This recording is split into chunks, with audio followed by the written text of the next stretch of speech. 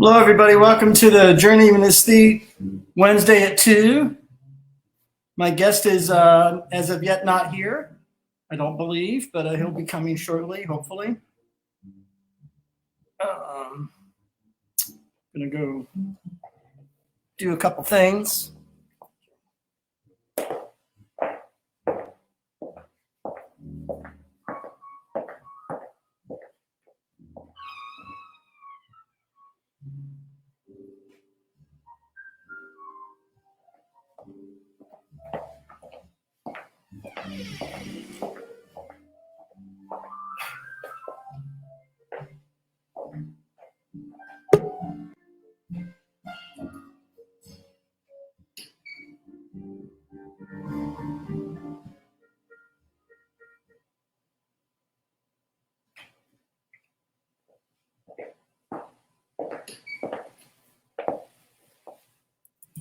I think Dmitri's coming.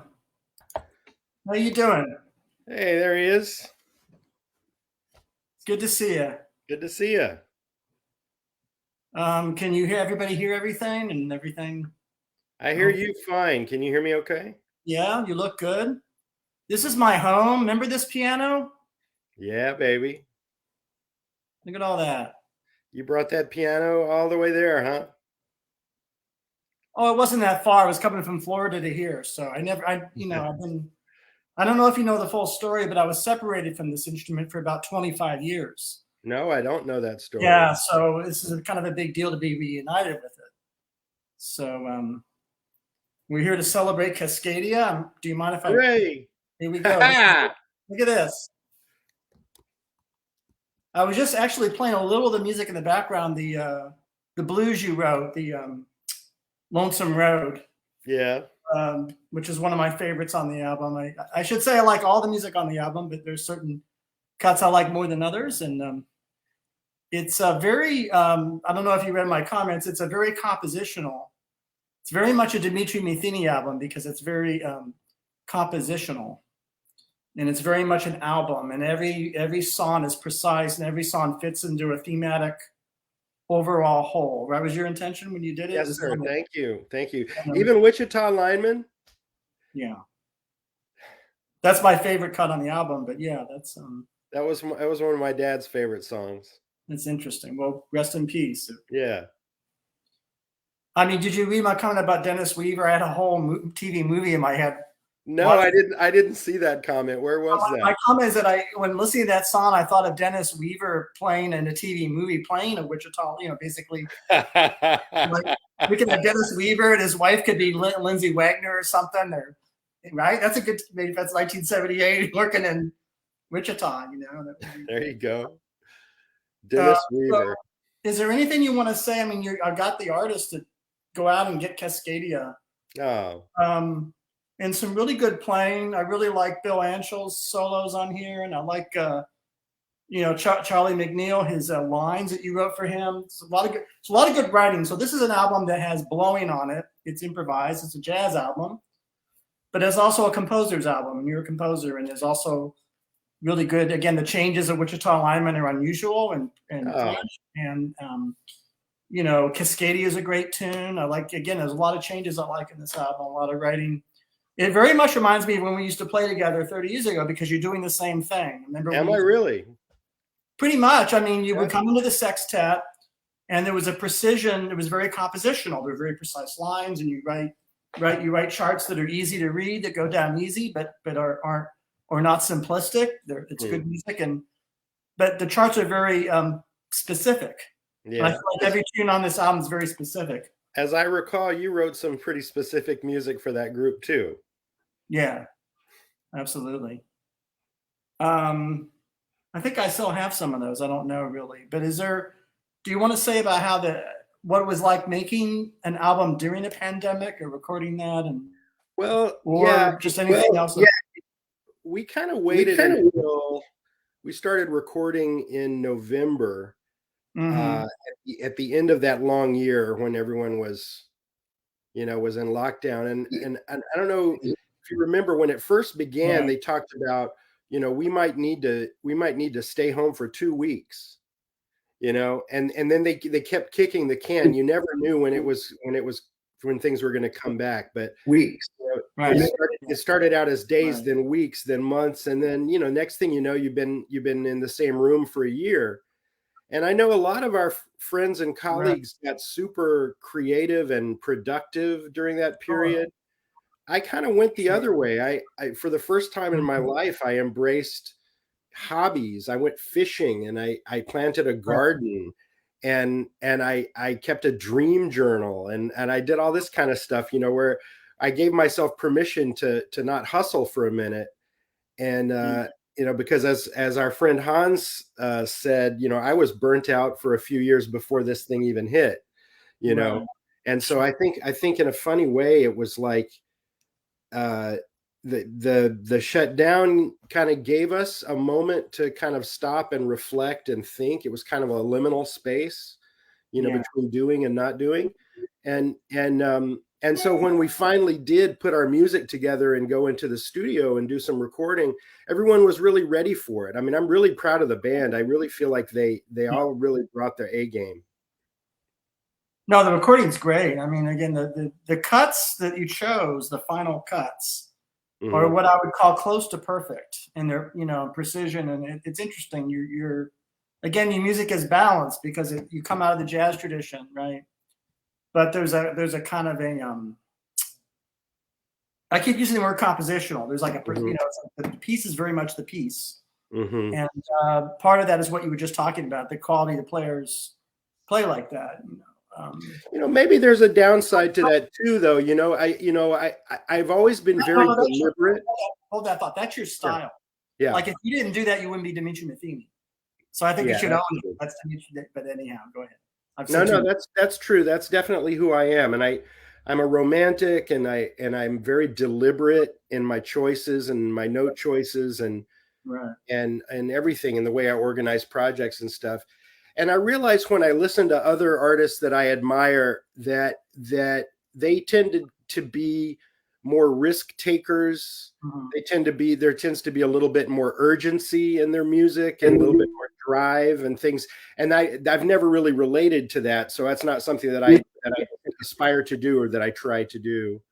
Right. But yeah, I'm really pleased with how it turned out. I mean, of all the recordings I've ever done, this one feels the most complete, and it feels the most me. You know, it feels like there's really no moment on the record that I think, oh, I wish I hadn't have done that. You know, it really felt like a true expression.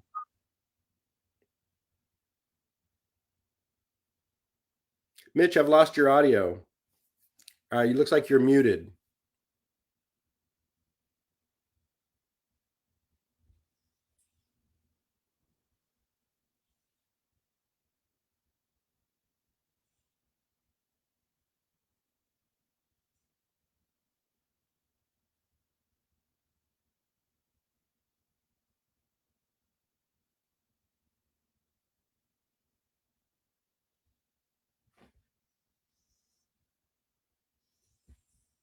Can you hear me now? Oh, there you are. You're back. Well, we're in the middle of to be fair, we're in the middle of a thunderstorm. We just hit, right? Oh my goodness. Well, oh wow. I mean, so what I was going to say is at your reading of Coltrane's After the Rain, which again is another chart you brought in back in the day. I remember didn't you have me transcribe that, or didn't I transcribe that for you? Maybe you might have. Yeah, I've always loved it. Yeah, it was on the Impressions album, I think, and I took, and that was back in the day where the transcribed page you had a vinyl, no cassette. Right, it was in the 80s. So I transcribed that, and I think I gave it to you. I don't know what you did with it after that. Well, what you did is it ended up on Cascadia. So I think it very much it ended up here. So there's a long history with that song. Your song Bourdain, I think, is a tribute to Anthony Bourdain. I think. Yeah, that's right. Of whom you are a fan, I imagine. Absolutely. Yeah, and it's somebody who I'm not that expert on. Certainly not as expert as you. Well, the thing about him that I love so much is he's like you, like me. The man was a true xenophile. Like he took great pleasure in being curious about people that were different from him, people from different places, and you know he would get these different networks to support his travel shows, And they all had different titles, but they all pretty much were the same thing. It was him. He'd go somewhere and sit on the floor of somebody's grandmother's hut and eat with, eat whatever they prepare.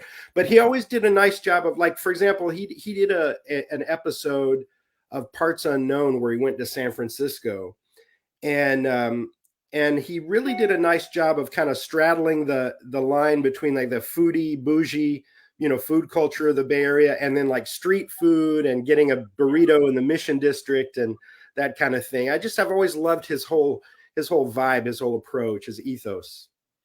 Right. Well, again, as an outsider and a non-expert, I didn't watch his show and I didn't read his books. But one thing I did glean from him is he was in part an anthropologist, an ethnographer, which is great. So again, it was more than food, or rather, food was. So he was also a lay historian. And I guess what you probably liked is he put that all in his work and brought it in. Right.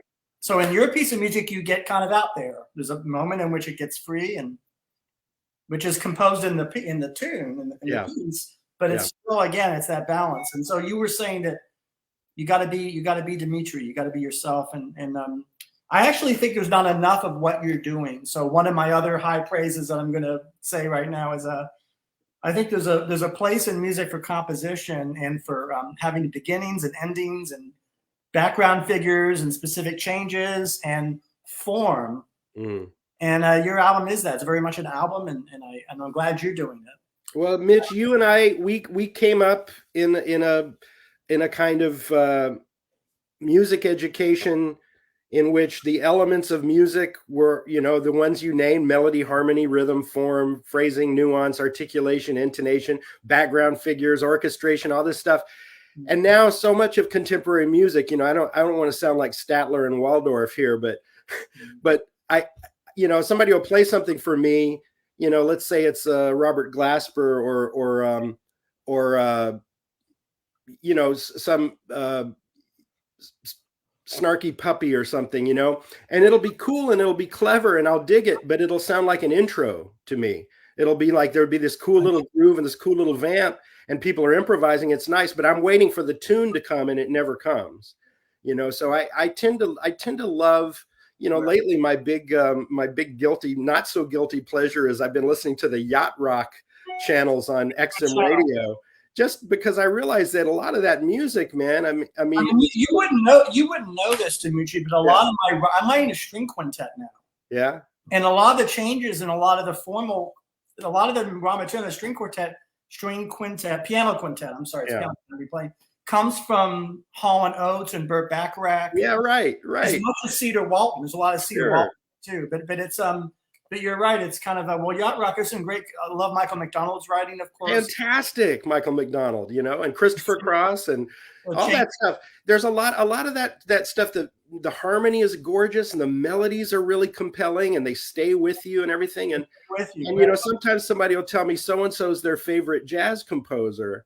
And I'll say, cool, sing me your favorite melody by that composer. And you'd be surprised how rarely someone can even remember a melody by their favorite composer, which is astonishing to me. Right. Of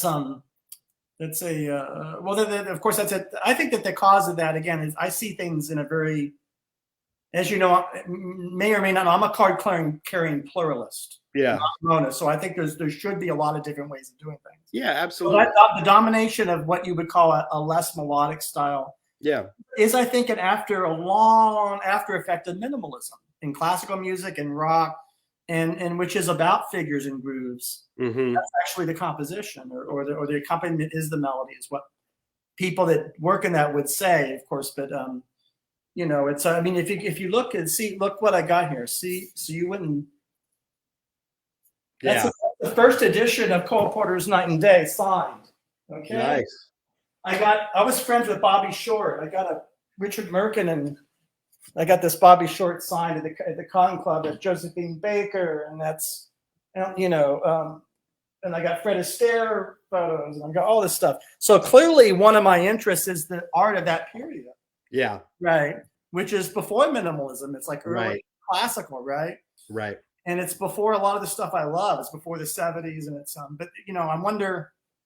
I wonder if my immersion to like Irving Berlin and Bobby Short, I wonder if that's influenced me. It probably has. I don't know. It's not something that. Oh, it definitely has. It definitely has. And that kind of classical sensibility too. Man, I learned a lot about that stuff from you. I mean, you would sit down at your piano and I would give you a song and a composer. And sometimes it would be Brahms and sometimes it would be Cedar Walton, you know, and you would be able to, no matter what the form was, no matter formally what the song was, you would be able to improvise something in the style of that. And that just made me feel like, oh, I get it.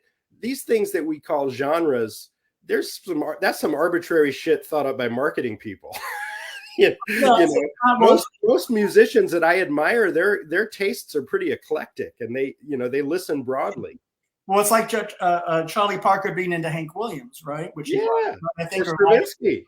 And Stravinsky, I mean, Stravinsky being into Charlie Parker and coming to the and banging on the table, you know. So really, what it is about the music, and not about what scene the music comes from or what country the composer's from. Right. It's not even about as a person from Philadelphia or Detroit. All that's important in jazz, of course. Yeah. But it's important that Ahmed Jamal in Philadelphia, of course, and the Heath brothers, Jimmy Heath in Detroit, I guess. Now, do you think that the places you have lived have shaped your approach to music, the actual terrain and the people and the vibes of the places you've lived? I mean, is there Florida? Is there Boston in your music? So Boston for me is more the great experiences I've had there with musicians and things. So it's more about who was able to come there. So get this, in the 80s, I actually attended master classes with Oliver Messiaen because he was an artist in residence. Yeah. And so I was sitting behind Oliver Messiaen overseeing Quartet for the End of Time with the score. And also John Cage came there and gave lectures. So it was more about the fact that, I don't really think that's a Boston thing because John Cage could have gone anywhere, right? Although the fact that it's such a college town and it attracts, prominent people. Yeah. And so I do think that there's I think the influence of Boston on me is also the East Coast thing. So I do consider myself a Northeastern or Yankee. So it's really that, which could be New York as well, right? It's not necessarily Boston, although there's a lot of rivalry and feuds, of course, in the past between New York and Boston, I guess. But I can remember when we were at Interlochen and I was working at the Whippy Dip, and I was and you came in and I was saying, man, I don't know where I'm going to start my life. I don't know where I'm going to go to college. I don't know where I'm going to go to live. And I knew you had been in New York, and I was like, explain New York to me. What's New York about? And I don't know if you remember, you said, all right. And you reach across the counter. I had a bunch of cutlery, like a fork, some forks and knives. And so, and you said like, if this is Detroit, and you pulled out a spoon and you said, Detroit, if a Detroit is a spoon, and you said, and if Philadelphia is like a knife and a fork. Okay. New York is like 400 knives, 600 forks. You piled all this stuff on the table. And I was like, oh, I don't want to go there. That's overwhelming. Well, you mentioned that, but I got some pictures from you. Oh my goodness. Oh, look at that. There we are. It's the same piano though. There we are. That's fantastic.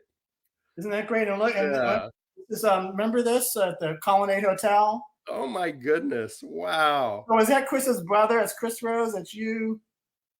I'm actually wearing similar. I had more hair. Oh wow. What is it? What do you think of when you see? You got to send me those, man. Oh, you want copies of them? Yeah, please. What do you think of when you see them, though? What do you? Those were great years. The only regret I have about those years is that I worked too hard. Yeah. You worked too hard, but that hard work went into this album. Well, sure. And it's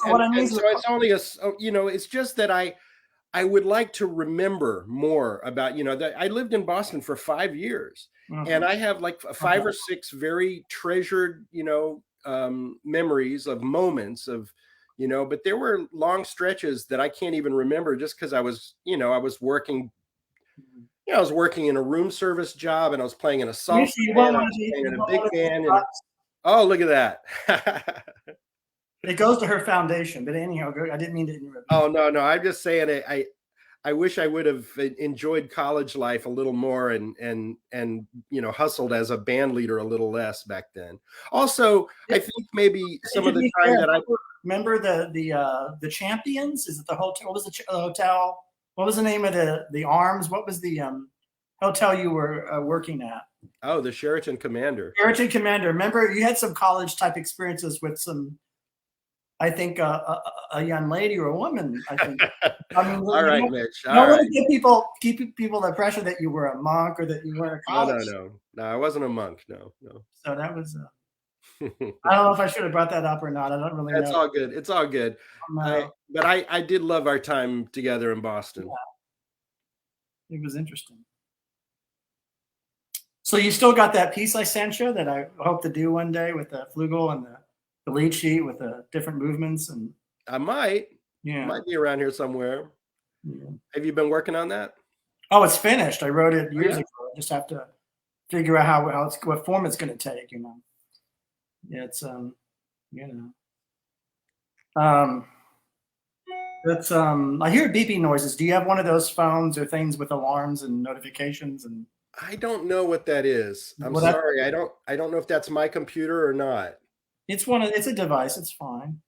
Well, I mean, that's the world we live in now, where people have to be alerted and have to get messages and text. I'm turning everything off, so hopefully you don't have to. I'm just hopefully I'm just trying to identify what it is. I guess that's what it is. But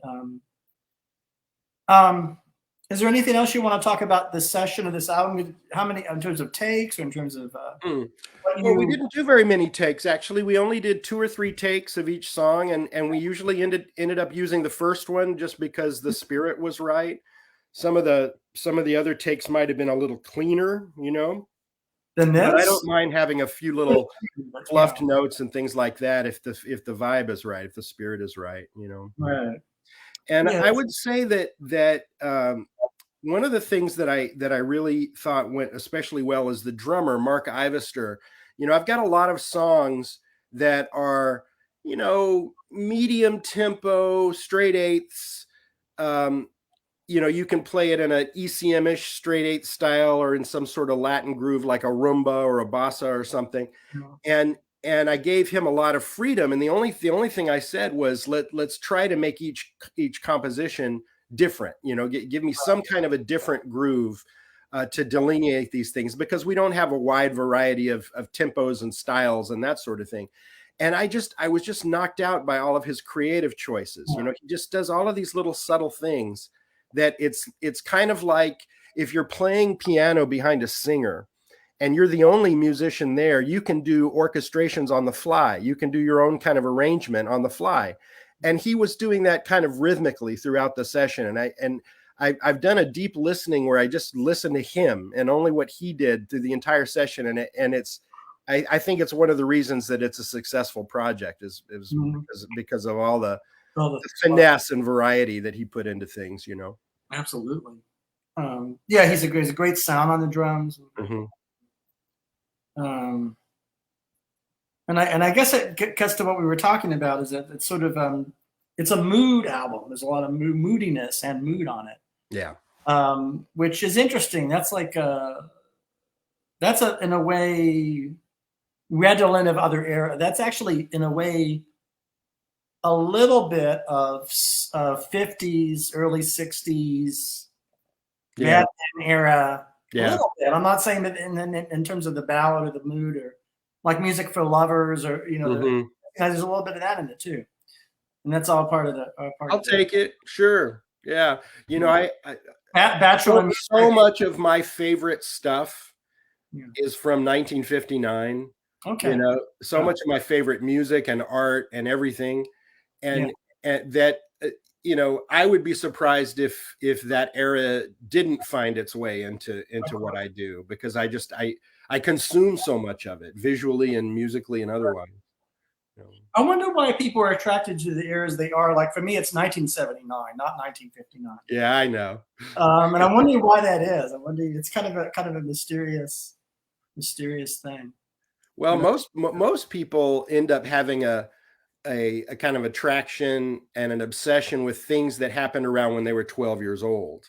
Like, you know, I was one of those kids that I saw Star Wars when it first opened. And I've noticed that younger people that are like 10 years younger than me, they're all about Back to the Future and Ghostbusters and stuff like that, you know, and it progresses through time and people get nostalgic for that, for whatever that was when they were 12.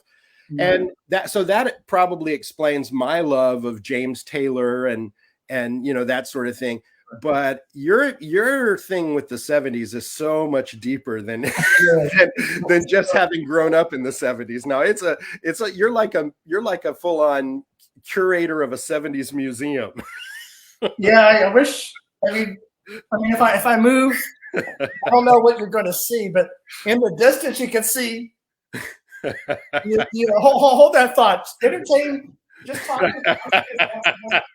do you want? What do you want?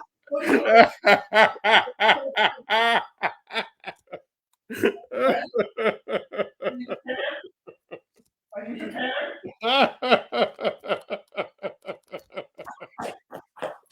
you prepared? That's funny. Okay, I'm going to have one adult magazine and one children's magazine. I don't know. No.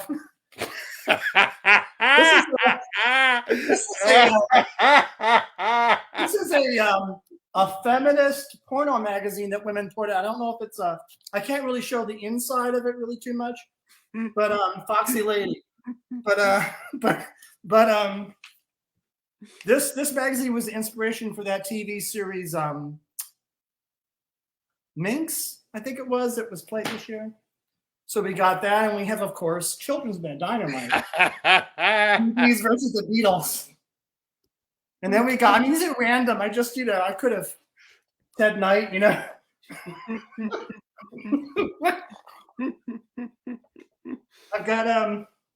I've just got a lot of things. I mean, it's kind of like, I don't even know. Yeah, I don't even know. You should come back and we should do a 70s episode. But yeah, not a bad idea. Is there anything you want to see that could be in my musician that particularly interests you? Like I have playbills. I have a lot of CB sort of rural material, like C.W. McCall or Bill Fries. And yeah, man, show me anything. I'm interested. What do you got? Well, I don't know. I mean, it's interesting. I mean, I think to be in 1959 is it's almost like you said. I want to pick the best year. I mean, in terms of quality, if your thing is excellence, right? I mean, in terms of the music and jazz, right? Mm-hmm. You're like, I'm going to pick 59, kind of blue. Mm-hmm. It's almost like I have, it's an interesting criteria, and also, I'm not saying I would want to live in 1959. Oh, I understand. I'm just saying that your aim is sort of artistic excellence. If that was your criteria, that's a logical year. And also, and that music really moves me. A lot of that music really reaches me emotionally. Right. And the same true with a lot of that abstract expressionist art, and so that the New York scene in that era, I like a lot of that stuff. I love the Bay Area figurative art from that period too. What do you got? What are you looking at? I don't know. I sort of. Hey, Mitch, by the way, is this how you always dress for the podcast? I feel like I'm underdressed here. Well, it is a podcast, and this is a way to show off what I owned. Yeah, man. Clothing. Mm-hmm. Well, if I owned other clothing, I have to wear that. This is what I own. So it's this is your loungewear, is it? No, it isn't. I could do show my pajamas or all. Do you have a smoking jacket? Like, do you have like a Hugh Hefner style? I do have one from the 40s. I do. If you want, it's rayon. Yeah. All right. Yeah, but it's I don't know. I'm sort of thinking out loud on the fly, but I sort of think that I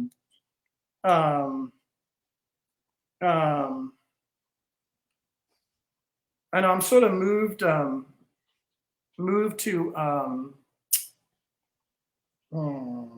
improvise something. What do you think about that?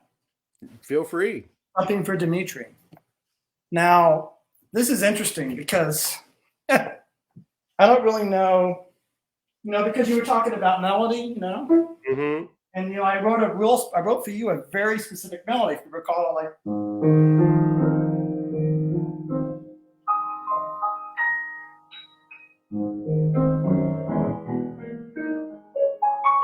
That's the, so.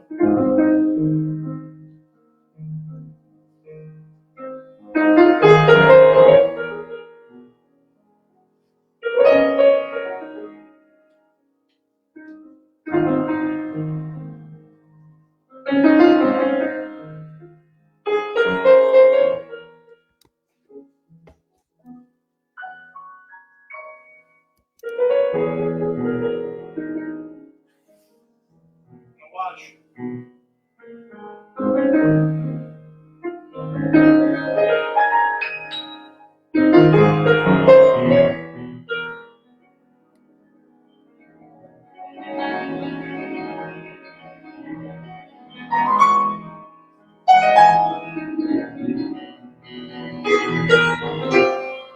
First time you get G.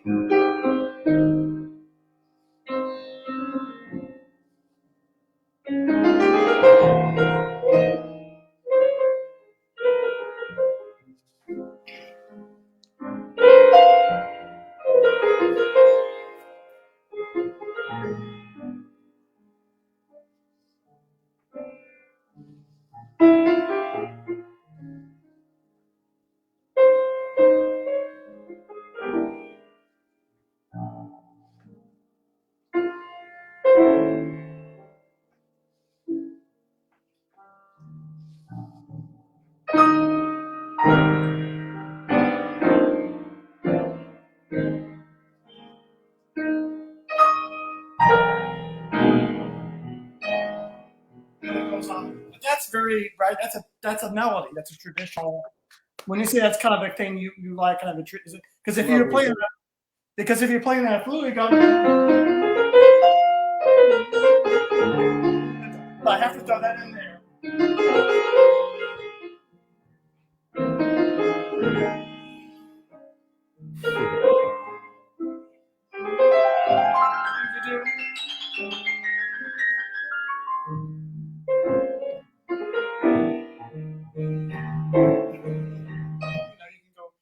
But that's not what I want to do something unrelated to that. So what I came up with was this, and I don't know.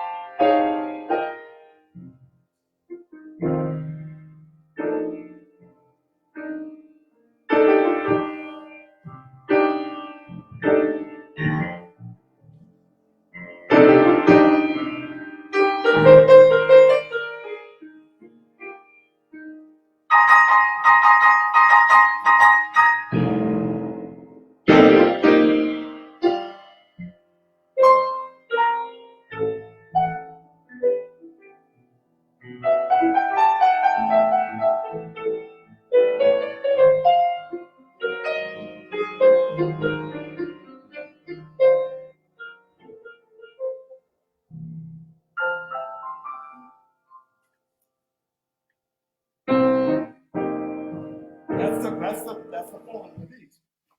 What do you think? I should develop that or do something with it? Absolutely, yeah. That's nice. Yeah. So I'm interested in, as you know, moving in and out of eras. Because if we have this, and if I go,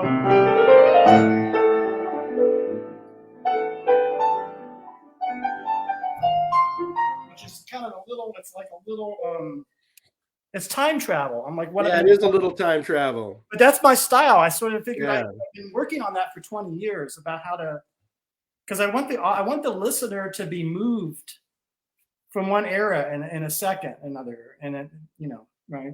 Yeah. And philosophically, the idea is that it's all one thing. That 1959 is 1979 is 2009. That they're all. I want to find what's common to them, and also the challenge of doing that. And the inspiration for that was I had a an arranging, a composition teacher in 1981 in a summer camp, music camp. And he said, you must always have a piece of music in one style. It was almost like a rule from God. Like it must be one style from beginning to end. Yeah. And I was what? I would have been 13 years old, 14 years old in this camp. I thought. And you've been rebelling against that ever since. Ever since. I thought, well, wouldn't that be interesting? Wouldn't that be interesting if the piece of music had different styles? And now, to be fair, I think he meant something very good. Like it was a Sammy Nestico thing of aesthetic consistency. Yeah. And I think there's a value to that, of course. Yeah. And you do that in your work. Well, one of the things that's so fascinating about music and why we can never stop learning is because you can pursue one thing, and often the opposite is also true. You know, like no matter what it is, you know, even with, you know, with chord scales and you know, an approach to improvisation, or you know, you'll say something to a student and you'll impress something on them, and they'll say, yeah, but what about this? And you're like, okay, it's also true. The opposite is also true, but we're working on this right now, you know? And so I guess the thing is, if you're going to be a musical time traveler, and if you're going to take listeners on a journey through different eras, then first you need to really have a good command of each era. That's true. You know, you can't just jump into it, not really fully understanding each era. So, so you know, that speaks to your prowess, not only as a musician, but as a historian and as someone who pays attention. Well, they're connected. They're connected. And also, I think that there's things that, so I think every musical style has its own language. And I think that language provides the listener with something the other language doesn't. It's almost like you require this language to do certain things, whether that's grief or loss, sort of complex, darker emotions, whether it's elation or joy. I think certain specific languages deliver that. I don't know what you think of that. Just something it occurs to me. And so yeah, that's interesting. You know, it almost reminds me of that ancient Greek notion that, you know, here's a scale that we use to go to war, and here's a scale that we use to seduce a woman, and here's a That's a goal. Those are goals. I mean, you know, I don't know. It's I mean, that's kind of like where we are now. Like war and seduction are maybe still operative in the world. I don't know. What do you think about that? I think I'm glad I don't live in Ukraine. Exactly. Yeah. My father never really traveled to that many places. He actually didn't travel overseas at all, except he went to Kiev. Wow. He took a bunch of students over for a month and lived with a host family in Kiev, Ukraine. And he came home talking about what a great European cultural capital it was. He said that the people there really thought of themselves more as European than as former Soviet, you know, Union types. And he said there were, you know, opera and jazz clubs and art galleries. And he brought home these lovely lithographs of daily life in the city of Kiev. And now when I'm watching the news and I see the you know, the newscasters that are standing in front of these areas that have just been bombed to smithereens, and I can see like the obelisk of one particular building that I see in this painting, but then all around it, it's just rubble. I can't even imagine what it must be like for those people.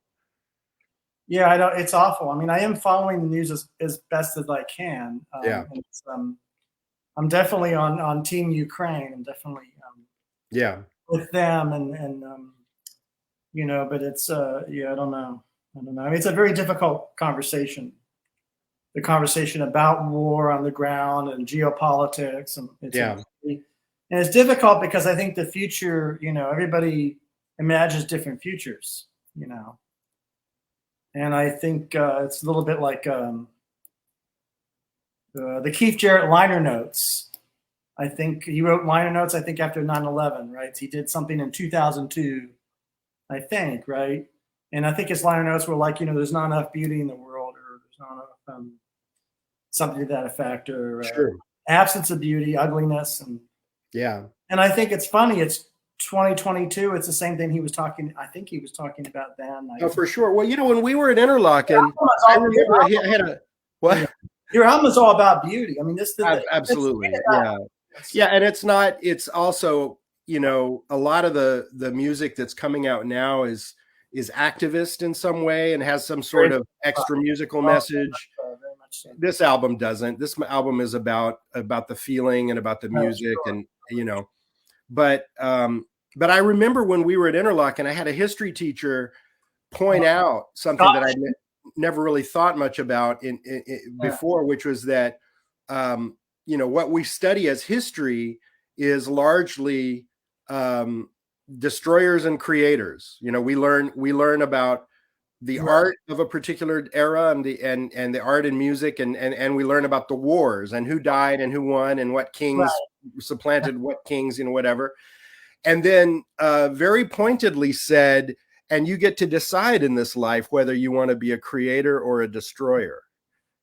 And to the extent that that's a political statement, then yeah, it's political, because I definitely want to be in the business of creating something beautiful rather than tearing things down and destroying things and hurting people and arming school children and whatnot.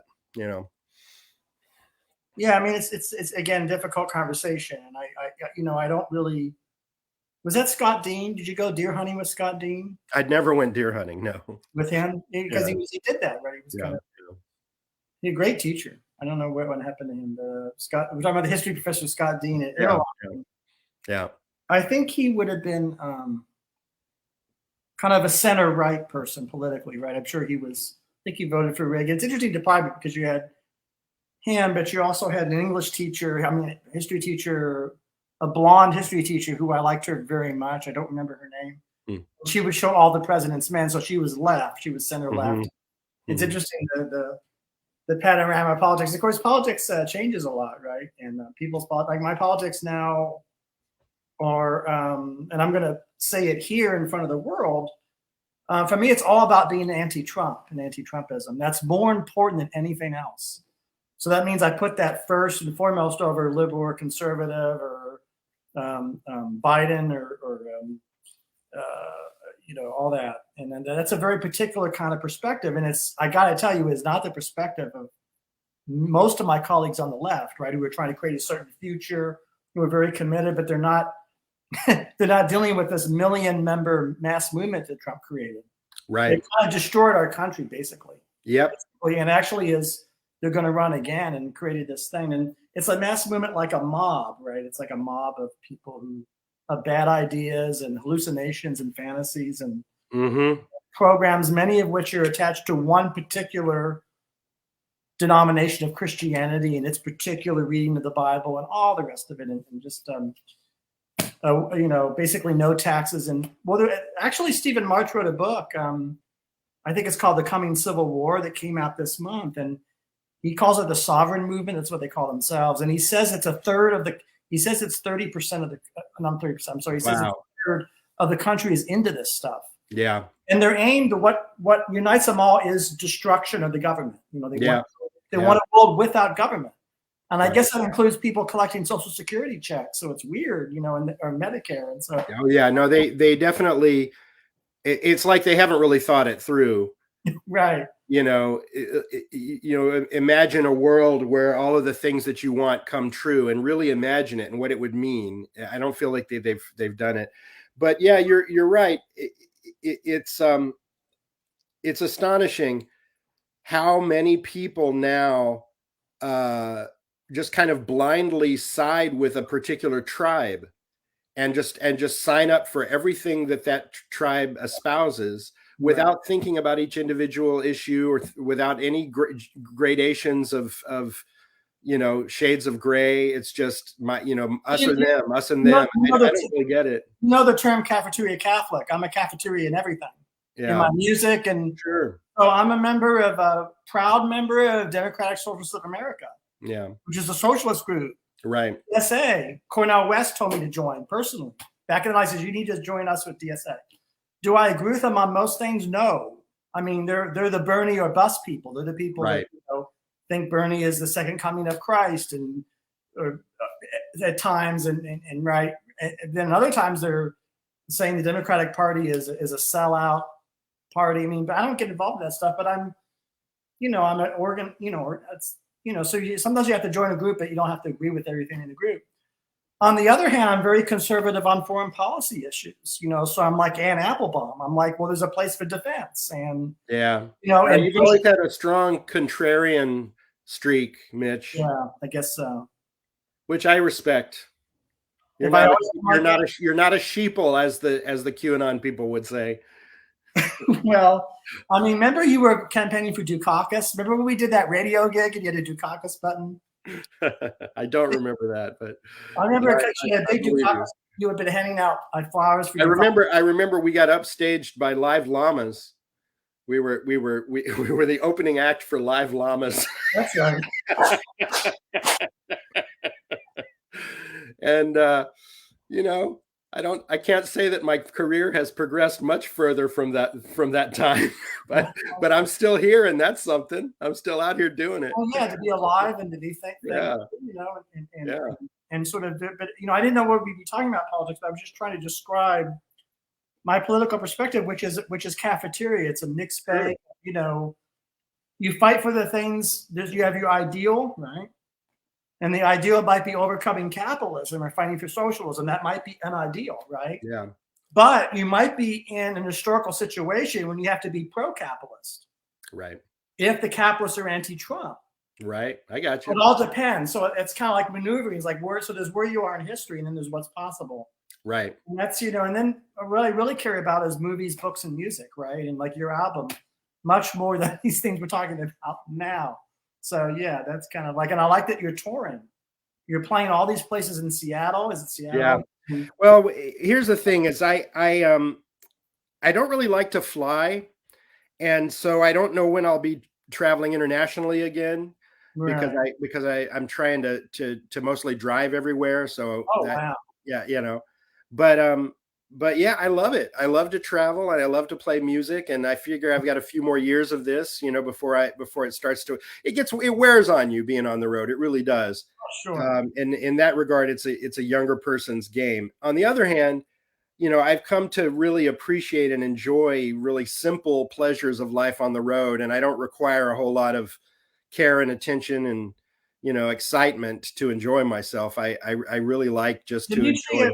Have you encountered any good truck stop diners? 100%, man. I could tell you Let's just about it. Let's everywhere. I got waitresses that know me by name.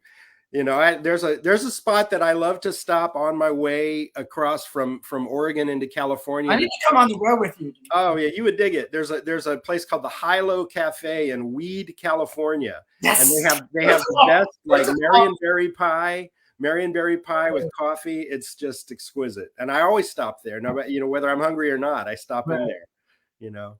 There's a lot of those favorite haunts on the road. And what's really great is when my dog travels with me, Scout. Oh, wow. She loves to travel, and I've got a little perch for her in the passenger seat where she sits and looks out the window. And and we have a ball on the road. We really do. I mean, I just like the fact you're doing it. I like all these stories. And whenever people travel, I think about, diners. Yeah. I don't know why. And I think about motels and think about the landscape of America. Mm-hmm.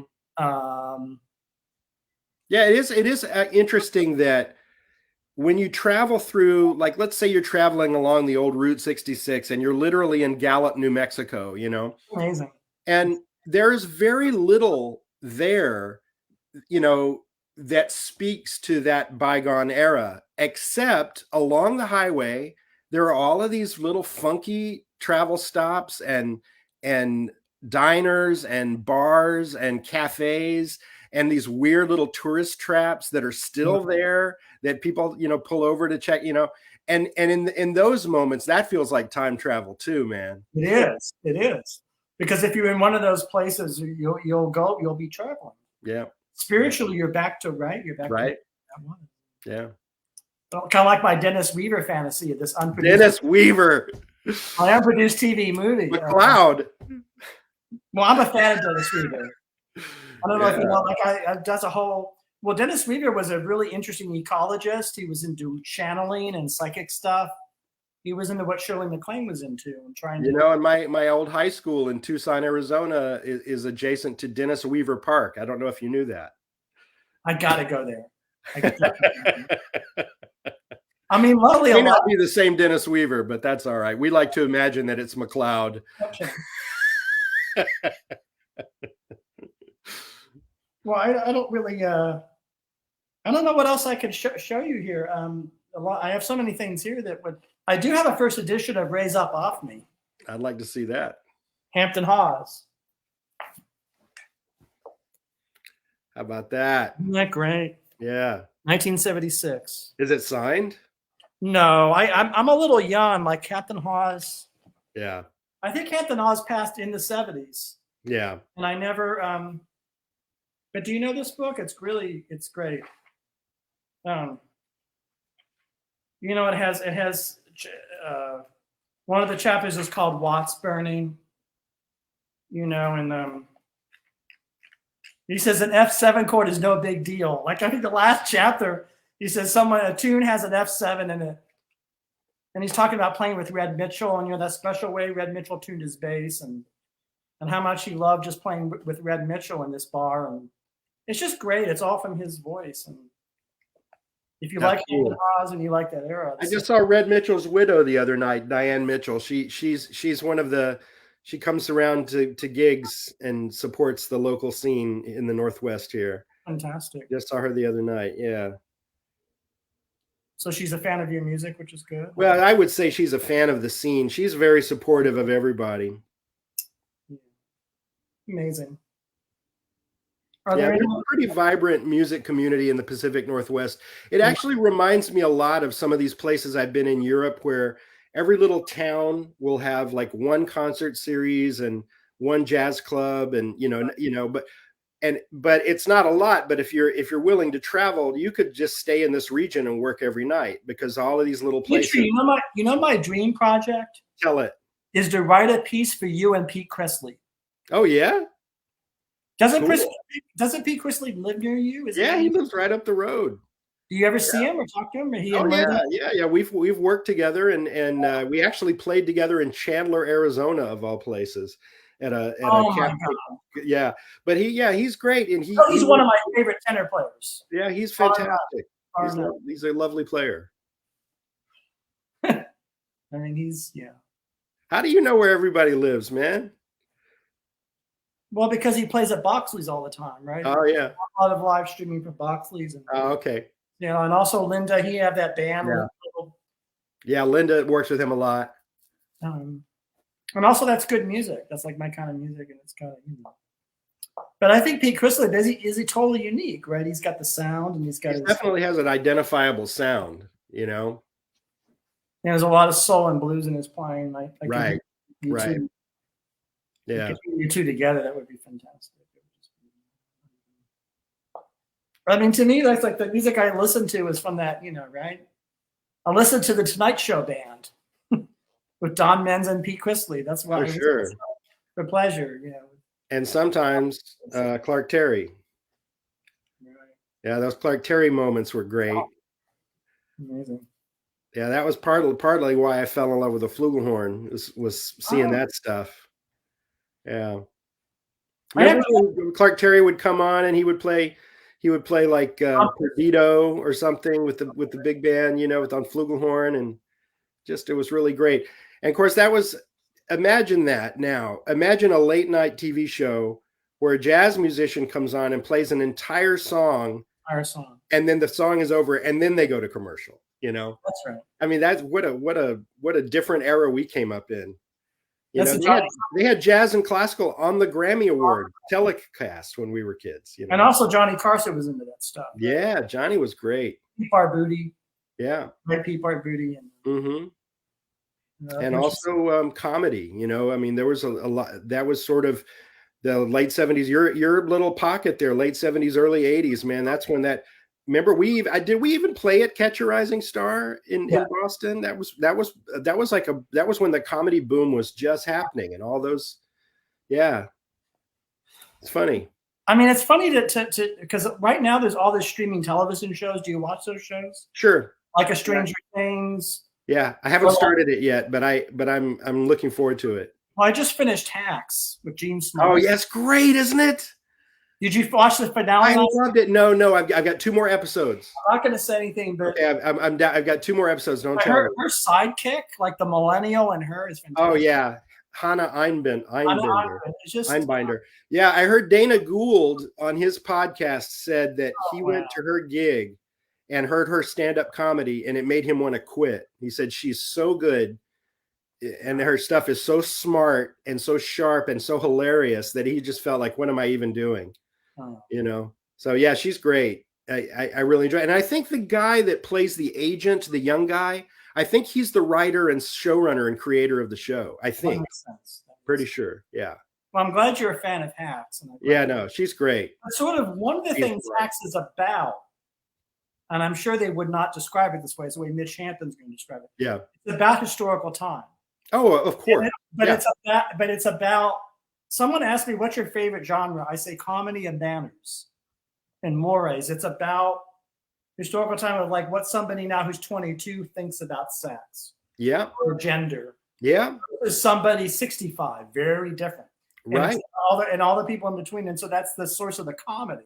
Yeah. And the fact that you have you actually have an audience stand-in representing each of those points of view, and they're just constantly at odds with each other. You know, it really brings it to the fore. I find also that I've reached that age where, you know, all of her, like, you know, when she gives the pep talk to the MMA fighter, you know that scene? That's an amazing scene. It's an amazing scene. But of course, she's talking about herself, obviously. Right. But, you know, I if I saw it 20 years ago, I would have liked it for the drama and for the writing. But now it's personal. Like, I know exactly how she feels. Yeah, I know what she's talking about because, you know, when you and I were first starting out, man, it was how to yeah. Have you seen the show Glow? A little bit. So the wrestling, yeah, I've seen a little bit of it. So I think Glow is the best thing on television that year. Oh, really? I would say go back to it and get it. But anyhow, that's my plug. Yeah, okay. One of these things, but anyhow, go ahead. Yeah. You were going to say it's a little bit like the pep talk is like your life, and you see that and you're like, well, you know, just that, you know, so much of, well, take, for example, so this new recording is coming out June 17th. And so I'm trying to reconnect with all the people I know in the industry, you know, people that I, you know, that I've had professional collegial kind of relationships with since like the early 90s, you know. And I'm going through the list and realizing that half the people that I feel like I know that are people of note in the industry are either dead or retired now. And that, you know, which is, that's life, you know, life progresses and young people come of age and older people age out, and that happens. But I'm still out here doing this thing. I've just created something that I think it's the best thing I've ever done. And now I'm ready to like reach out to certain people that I haven't reached out to, you know, and a lot of them are not, you know, they're no longer really involved. And so I feel like, you know, Jean Smart and that character, Deborah Vance, you know, she's often in it. She's like, well, get so-and-so to be the tour manager. Oh, he died. You didn't hear? Oh, we'll get so-and-so. Yeah, he's not really, he's in an old folks home now. He can't really keep it together. Like, and that stuff is actually happening. And then at the same time, you know, part of what you end up doing is you've got this project and now you're trying to get this bartender to listen to your demo tape. And 20 years later, you're talking about your colleagues, watching your colleagues have successes and feeling great for them and knowing it soon it's going to be your turn. And then at a certain point, you're seeing your students do really well. And you take great pride in that. But at the same time, you want to stay relevant. So for example, Charles McNeil, the saxophonist on this recording, you know, phenomenal work ethic. This cat, he practices all the time and he just gets better and better and better. But one of the things he's doing now is he's doing these silly little videos on TikTok. Okay. And I saw one of these things. I'm like, Charles, what are you doing? He's like, staying relevant, bro. That's what I'm doing. You know? And I think that's a lot of what's happening in Hacks as well, is that, you know, she's created this new special and she's really proud of it and she's trying to sell it. She's out there, you know, and a lot of these young people that they don't really even understand the era she's coming from, let alone her new hour, you know. I mean, you understand what her era is. It's 70s and 80s, so it's sure, like, sure. you know, And it's 70s and 80s and Vegas especially. So Yeah. then you really, that's like Uber charged. Because it's still pretty much the 70s in Las Vegas. I don't know if you've been there recently, but no, is it not changed? oh, there's a lot of the 70s fashions, a lot of stuff you should get back. You know, bass, like you know, the slap bass is very big in Vegas, you know, and horn bands. There's a horn band that dominated. You should check it out. I should probably. I should probably Tiny Universe. Santa Fe horns. Yeah. Is it Tiny Universe? Is that who that? Oh yeah, that's another one. Yeah. Yeah. Neo 70s. So you think I should go there and experience that? Oh yeah, for sure. You dig. How much time do we have, Dmitri? Do you know? A few more minutes. A few more minutes. Do you want me to get something from my 70s museum and see what? Please show me something. See, please. Yeah, what do you got? Entertain these people while I'm yeah, Mitch, the 70s. He's always been obsessed with the 70s, people. If anybody's watching this and is curious what's happening, this 70s museum began in the 70s and it hasn't stopped yet. He's still collecting, still obsessed. Occasionally, I'll just get a text of some picture of a guy with a big porn mustache. I don't know who it is. I don't know why I'm getting it. It'll just show up in my inbox. And I always know who it's from, you know. It'll just be some random snippet of dialogue from a movie, or maybe just some little, you know, 2-chord vamp from a CTI record or something, just a little something, you know, but I know who it's from. It's from the 70s, man. And even his tag here is Mitch 79. What is that? He's got to let you know. That's the sweet spot. There he is. Okay. What do you got there? Well, after Carter was elected, they handed out these buttons. That's Barbara Walters. Oh, Barbara Walters. There we go. Be wise with us and be good to us. Yeah.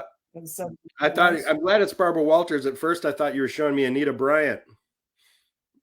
Well, they had the same hairdo and the same. They had that same haircut. Yeah. Oh yeah. All right. This is the first edition of this book. It's got things like that. You know, the disco. Oh my goodness! Wow. Wow. That's fantastic. Yeah. And even the title chapters. We already read the priorities.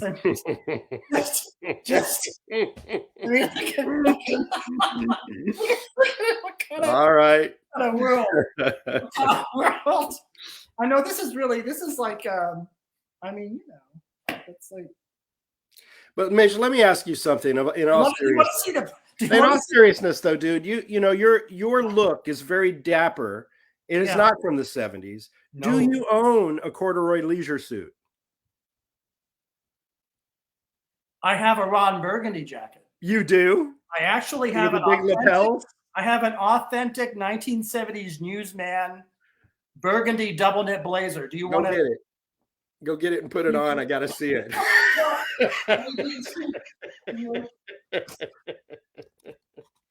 just don't know where it is. You know, I don't know. Dmitri, I didn't know you would be asking me to do all these things, you know. So I don't know.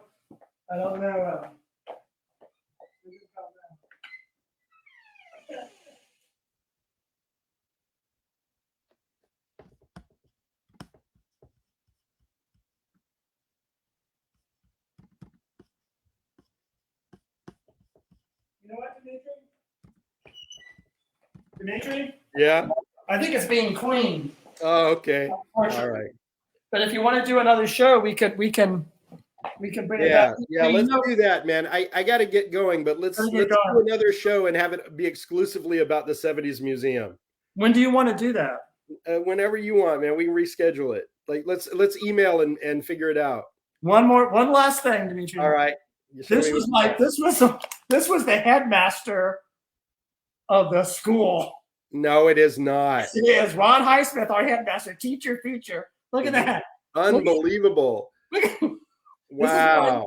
This is That's why I went to 4th grade or something, or 5th grade. He looks like Robert Redford and Jeremiah Johnson or something.